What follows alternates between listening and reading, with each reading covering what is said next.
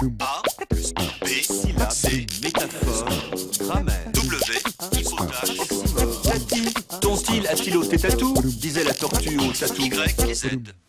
C'est l'histoire d'une bûche. En anglais, log. Les marins britanniques jetaient une bûche de bois par-dessus bord à la proue de leur bateau. En mesurant le temps qu'elle mettait pour atteindre la poupe, ils calculaient la vitesse du bateau. Ce système rudimentaire fut plus tard raffiné en utilisant un système de pièces de bois nouées, les nœuds, à une corde. Mais l'on garda le terme log.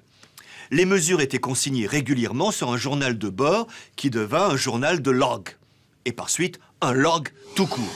Ce terme désigna ensuite le journal de bord d'un navire et plus tard d'un avion. Beaucoup plus tard, quand on se mit à publier son journal personnel sur la toile, le mot réapparut. Il s'agissait alors de weblog, par abréviation blog. Aujourd'hui, les blogs se comptent par millions sur la toile. Il serait le temps de leur trouver un équivalent francophone.